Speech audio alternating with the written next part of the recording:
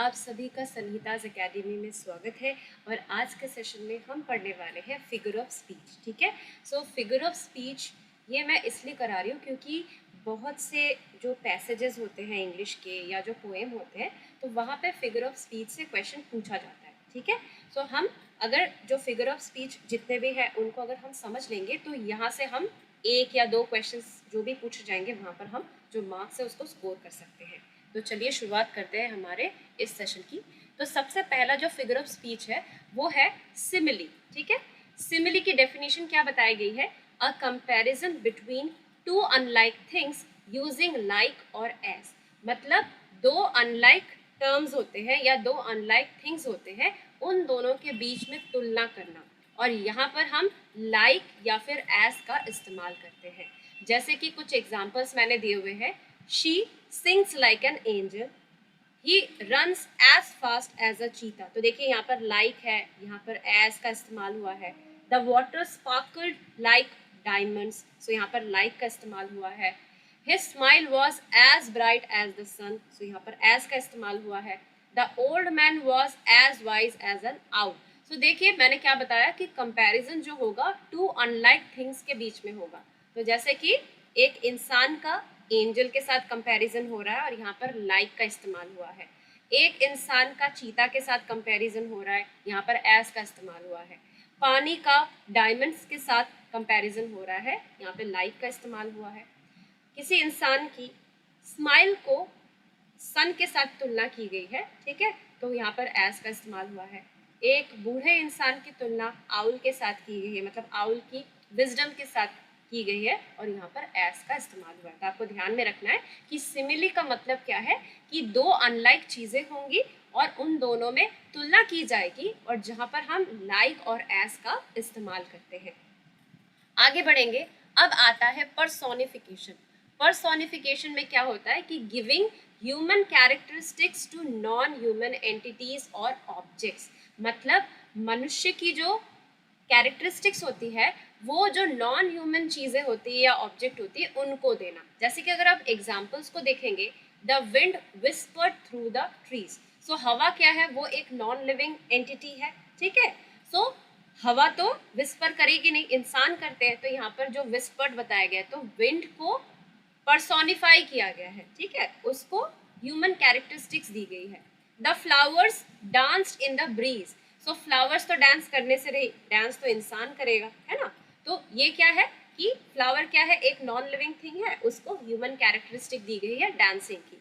The sun smiled. Sun again एक non human entity है और इंसान मुस्कुराते हैं तो उसको मुस्कुराता हुआ कहा गया है। The sun smile down on the earth.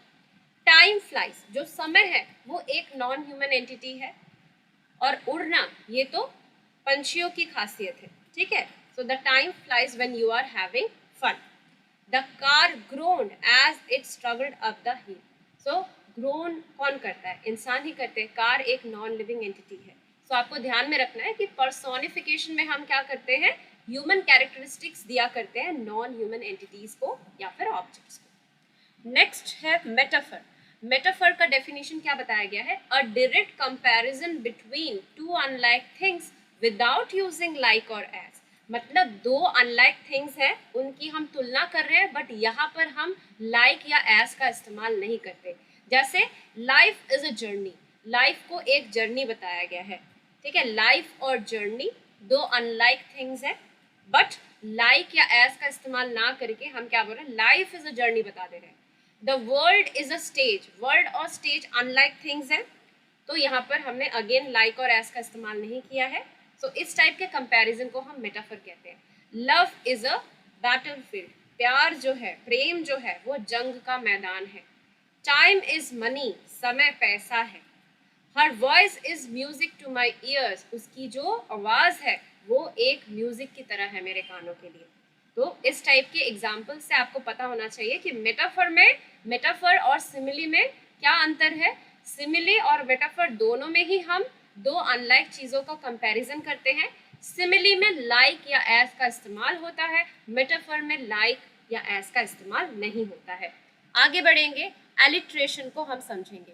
So the repetition of initial consonant sounds in neighbouring words. तो इसकी पहचान बड़ी ही आसानी से हो जाती है कि यहाँ पर जो कॉन्सोनेंट साउंड्स है जैसे प स, ठीक है, ब फ, इस टाइप के जो कॉन्सोनेंट साउंड है वो बार बार रिपीट होते हैं।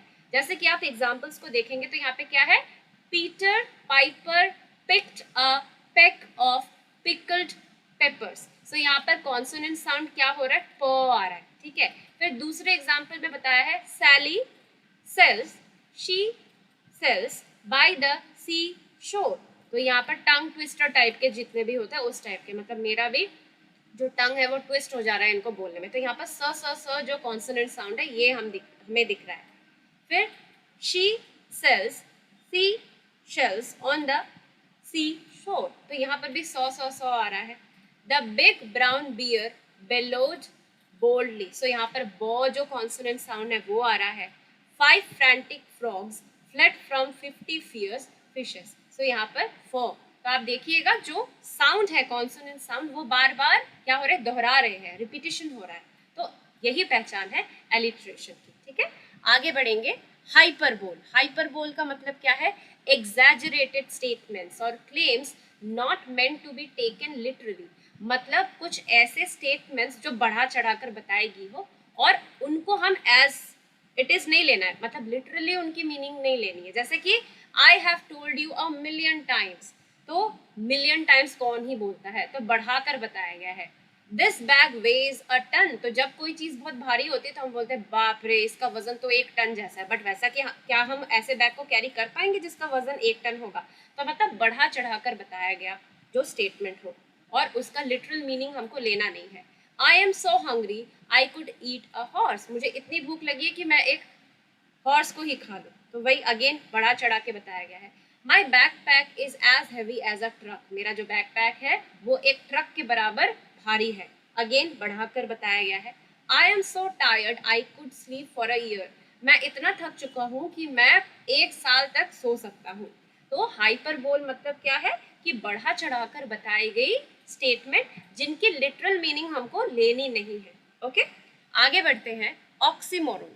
ऑक्सीमोरन का मतलब क्या है, a combination of contradictory terms to create a unique effect. मतलब जो टर्म्स हमको दिया रहेगा वो एक दूसरे के ऑपोजिट होते हैं, कॉन्ट्राडिक्ट करते हैं। जैसे बिटर मतलब कड़वा, स्वीट मतलब मीठा, बिटर स्वीट। सो दोनों को जब हम एक साथ इस्तेमाल करते हैं तो उसका एक यूनिक इफेक्ट आता है। Jumbo shrimp, deafening silence, living dead, pretty ugly. So देखिए प्रिटी और अगली तो ऑपोजिट कॉन्ट्राडिक्टरी टर्म्स है, बट उनको जब हम साथ साथ यूज करते हैं तो उसका एक यूनिक इफेक्ट होता है सेंटेंस में। लिविंग डेड मतलब लिविंग और डेड दोनों ही क्या है, कॉन्ट्राडिक्टरी टर्म्स है। तो इस टाइप के जहां पर भी आपको वर्ड्स दिखेंगे तो उसका फिगर ऑफ स्पीच क्या होगा, वो होगा ऑक्सीमोरन, ठीक है। आगे बढ़ेंगे। ईडियम। ईडियम में क्या बताया गया है, अ फ्रेज और expression whose meaning cannot be understood from the literal meaning of its individual words। मतलब ये एक फ्रेज है या कोई एक्सप्रेशन है जिसका जो मीनिंग है वो इंडिविजुअल वर्ड्स की जो मीनिंग है वो नहीं होती है। मतलब हम इसका जो इंडिविजुअल वर्ड्स का लिटरल मीनिंग लेंगे तो नहीं होगा। जैसे कि एग्जाम्पल के तौर पर क्या बताया गया है, kick the bucket. So kick the bucket का लिटरल मीनिंग क्या होगा कि बकेट को हमने एक लात मारी। बट किक द बकेट का जो इडियोमेटिक एक्सप्रेशन या जो मीनिंग है वो क्या है, टू डाई, मर जाना, ठीक है। हिट द हे मतलब हे को हिट करना, बट इसका मतलब क्या है, going to bed. Break a leg मतलब पांव तोड़ देना, बट इसका एक्चुअल मीनिंग क्या है, गुड लक। किसी को गुड लक बोलते हैं तो हम क्या बोलेंगे, ब्रेक अ लेग, अगर हम ईडियम का इस्तेमाल करके उसको गुड लक बोलना चाहे तो। अंडर द वेदर मतलब फीलिंग इल और अनवेल मतलब अस्वस्थ है, ठीक है। पीस ऑफ केक तो हम बोलते हैं ना कि ये काम तो एक पीस ऑफ केक जैसा है, मतलब बहुत ही इजी टास्क है।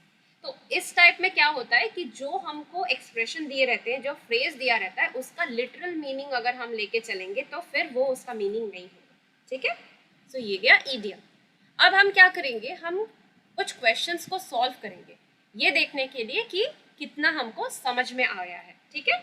So the sweater pricked her skin like the thorns on a rose bush। तो स्वेटर ने उसके स्किन को इस तरीके से प्रिक किया जैसे लग रहा था कि जो गुलाब के फूल के बुश होते हैं उसके कांटे उसको चुभ रहे हैं। तो देखिए यहाँ पर हमने लाइक का इस्तेमाल किया है, ठीक है। तो स्वेटर का इस्तेमाल, मतलब स्वेटर का कंपैरिजन हम किसके साथ कर रहे हैं, रोज बुश में जो कांटे होते हैं उसके साथ। तो एक तो कंपैरिजन हो रहा है, दूसरा हम लाइक वर्ड का इस्तेमाल कर रहे हैं, तो इसलिए इसका जो सही उत्तर होगा वो होगा सिमिली, ठीक है, सिमिली। आगे बढ़ेंगे। नेक्स्ट क्वेश्चन में हमसे कहा गया है the storm angrily pounded on the roof. तो जो स्टॉर्म था, ठीक है, जो आंधी थी, वो गुस्सैल तरीके से क्या की, रूफ पे उसने पाउंड किया, ठीक है। सो यहाँ पर हम अगर देखेंगे तो स्टॉर्म क्या है, और जो पाउंडेड, पाउंड कौन कर सकता है, ये तो ह्यूमन कैरेक्टरिस्टिक्स है जो कि नॉन ह्यूमन एंटिटी को दी गई है। तो उस हिसाब से यहाँ पर हम क्या कर रहे हैं, स्टॉर्म को पर्सोनिफाई कर रहे हैं, तो इसका जो उत्तर होगा वो होगा पर्सोनिफिकेशन।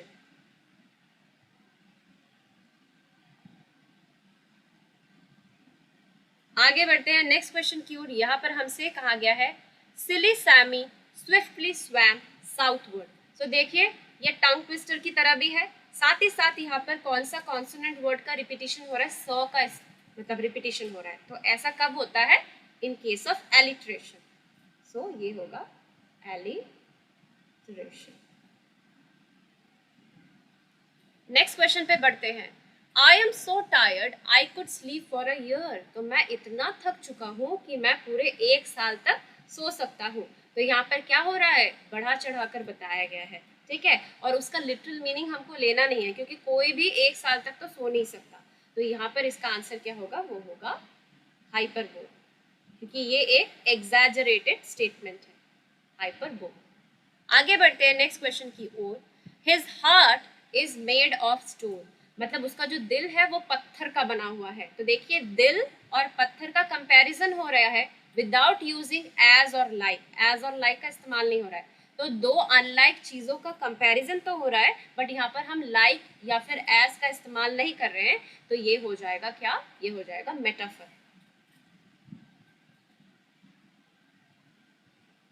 आगे बढ़ते हैं नेक्स्ट क्वेश्चन की ओर। यहाँ पर हमसे कहा गया है a deafening silence followed the teacher's announcement of more homework. मतलब जैसे ही टीचर ने अनाउंस किया कि और भी होमवर्क मिलने वाला है, क्लास में एक अजीब सा सन्नाटा छा गया।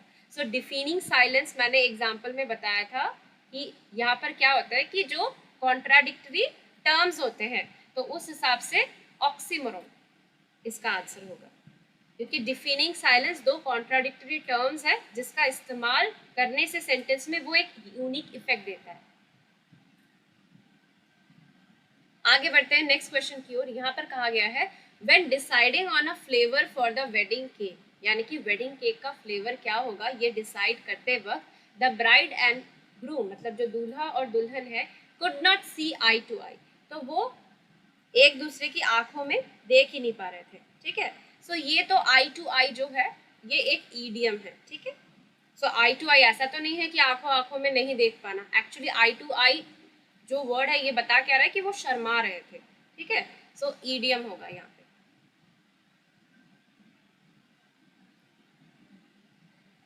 नेक्स्ट आते हैं क्वेश्चन नंबर 8 की ओर। The sun smile down on the earth. तो यहाँ पर क्या कहा गया है कि जो सूरज है वो हंस रहा था, मतलब अर्थ के ऊपर वो हंस रहा था।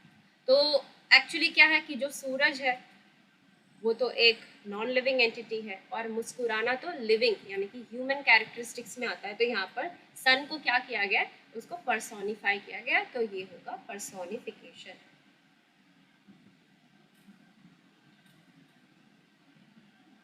नेक्स्ट क्वेश्चन को देखेंगे तो यहाँ पर कहा है with temperatures in the high 90s it seemed as though winter would never come. So कह रहे हैं कि टेम्परेचर इतना बढ़ चुका है कि देखकर लग रहा है कि सर्द का मौसम तो आने से रहा। तो यहाँ पर देखिए सीजन्स तो रिपीट होती है after a certain amount of time. तो यहाँ पर अगेन क्या है कि एग्जैजरेटेड वे में एक स्टेटमेंट को बताई गई है, तो ये हो जाएगा क्या, बढ़ा चढ़ा कर बताना। सो हाइपरबोल हो जाएगा।